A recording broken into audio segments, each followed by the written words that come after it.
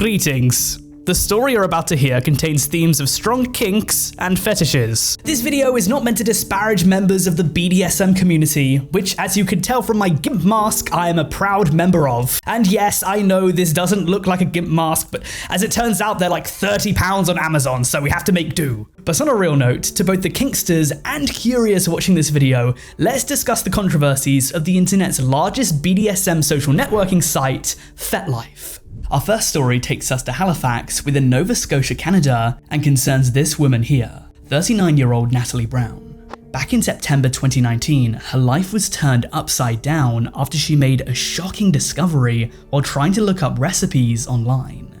She pressed the F button on her keyboard, trying to look up the Food Network, and what happened next would change things forever.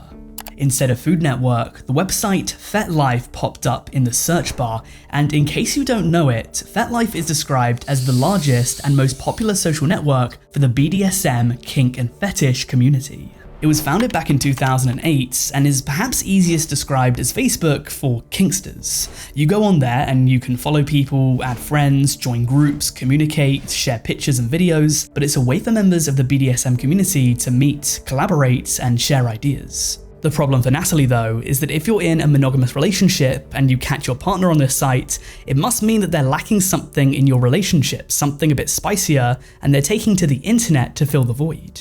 It wasn't specified if Natalie knew what FetLife was, but its name does give it away as provocative. So she decides to click on the website, where she discovered something that chilled her to the bone. She finds out that a video of her is up on the website. As it turns out, 14 days before Natalie took to the internet and discovered this secret, she and her boyfriend Connor Dolan had been intimate, as many couples are. And while this happened, a blindfold was introduced into the equation, and so Natalie couldn't see.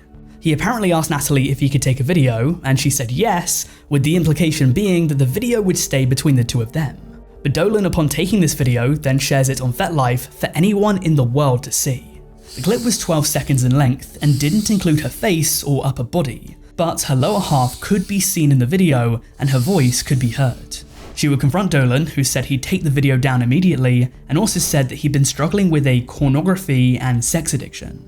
Brown would attend some therapy sessions with him over the next several months, but by December 2019, the two's relationship would come to an end.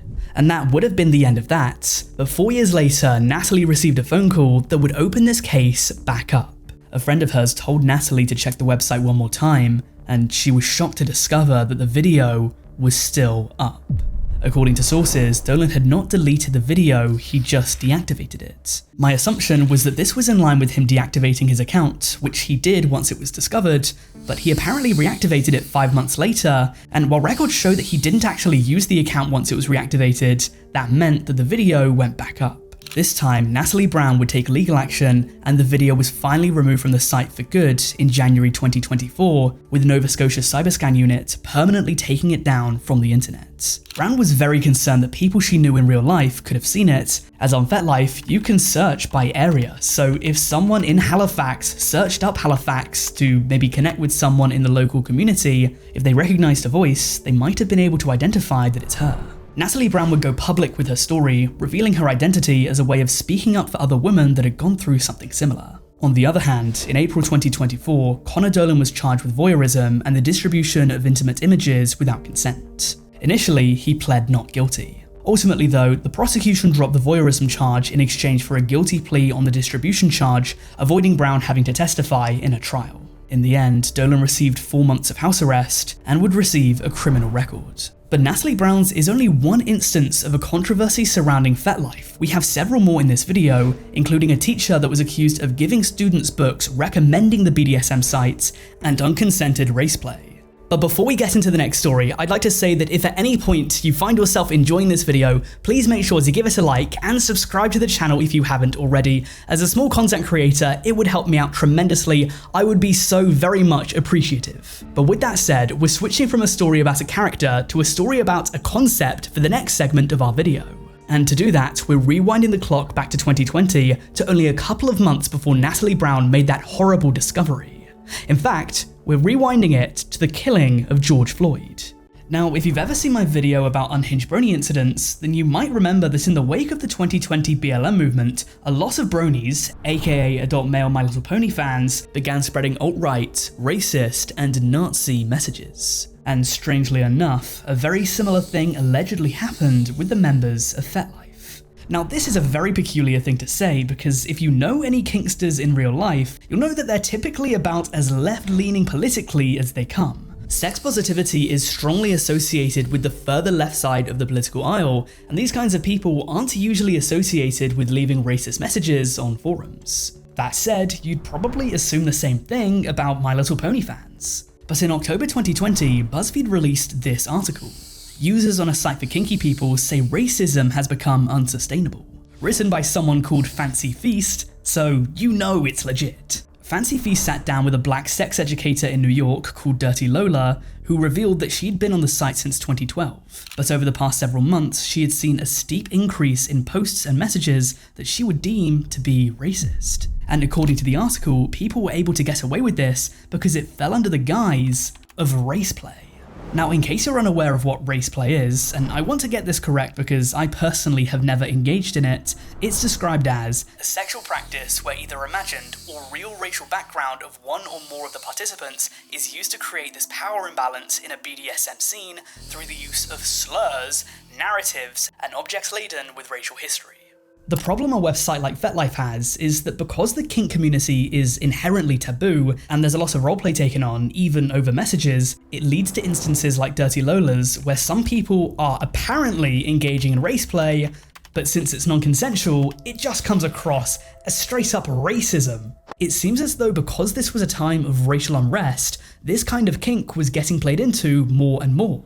The BuzzFeed article reads, people engaging in raceplay may assume taboo roles in their sexual play, like master and slave on a plantation, or concentration camp prisoner and SS guard. But sex educators are quick to note the difference between raceplay and acts of racism. I think people forget that one of the main BDSM tenets is consent. Until you have permission to use that language, that's not raceplay, that's just you being racist. If people who are into impact play walked around hitting people because it felt good, that would be assault. In the end, the software engineer of FetLife, John Copenus, decided to add raceplay to the official list of fetishes so people could disclose whether or not they wanted to engage in it, but that's about as far as they'd go. The people that own FetLife are very big on protecting freedom of speech and restricting censorship, which we'll touch on later in the video.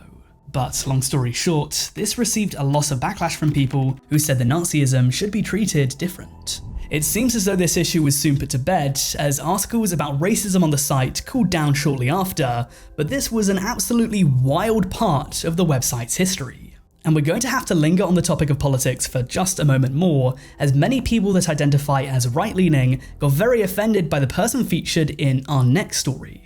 Specifically in the USA, over the past several years, there's been a story told in conservative rhetoric. A story which asserts that teachers are trying to indoctrinate the youth, to brainwash them into being liberal and woke. And the people that believe this might take a look at what a California teacher named Flint was doing and argue that it backed up their point. So this is Flint. They're a high school teacher in California that stirred up some controversy in late 2022 after it was reported they had a queer classroom library.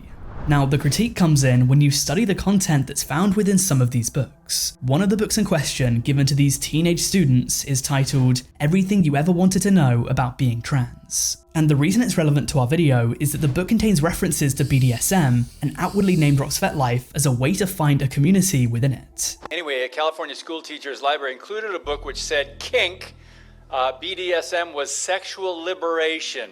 I mean, in this library, there's material on orgies and BDSM. I don't even want to get into that right now. But the teachers in the Capistrano School District posted about a queer library in her classroom that was filled with over 100 books, some of which contained sex imagery, information on orgies, sex parties, and more. And in another book within the library, Juno Dawson's This Book Is Gay, In a similar fashion, the gay dating app Grindr is name-dropped. Many parents and commenters who have discovered this have been very critical of the fact that within this library are discussions and positive promotions for online platforms that are solely designed for adult users. The argument is that teenagers shouldn't be given access to these books because then they might go on the internet and be exposed to the kinds of things that are on FetLife and Grindr. In the backlash, Flint would private their TikTok, which is now once more public, and the school would release a statement revealing that these books weren't part of the curriculum, they were part of an extracurricular club, but the contents of these books were now being investigated. Flint received death threats and severe harassment. Being an English and film teacher, they said that they wanted every child in the classroom to feel represented. But with these books being banned in many schools across the USA and Europe, some people would say that it's not hard to see why they were investigated. And I think we should further investigate FetLife and its policies protecting its users, because in 2015, The Atlantic published an article making some extremely disturbing claims. Written by David Z. Morris, it's titled, "How Kink's Largest Social Networking Site Fails Its Users." And Morris wrote that the website back in the day had a policy whereby members of it weren't allowed to publicly accuse anyone of anything. According to the article, back in 2012, a thread was made whereby people were naming and shaming their abusers by their FetLife usernames, but the admins of the site allegedly told them to remove the names. And while I'm not going to accuse this community by any means of harboring abusers any more than anywhere else on the internet, its mere premise would allow abusers to come into contact with people that are fully willing to surrender all control over themselves, their bodies, their autonomy to someone else upon their request. Some people on the website are upfront and honest about the fact that they want to be someone's slave, that they want to live their kink in their daily lives, and therefore, if the person they meet has bad intentions, this is a recipe for disaster. The article continued, community members have attempted to compensate for FetLife's failings, launching an add-on tool called the FetLife Alleged Abusers Database Engine, or FADE, which both maintains a database of allegations and scans the user's profile pictures against the United States Sex Offender Registry. Users also launched a petition urging FetLife to let users name abusers, though so far the petition has had no effect on the site's policy. As of now, there's been a decade since this article was published, so there's been plenty of time to ensure that the users of FetLife are safeguarded. Whether or not it has is a mystery to me as much as it is to you, unless you're one of those kinky people that use it. But it's no mystery that if you enjoyed this video, you should check out my one on OnlyFans controversies next if you want to continue down this sex-focused rabbit hole. Also, don't forget to like and subscribe if you enjoyed this and you haven't already. Aside from that, I'd like to thank you for watching, and I'll see you later.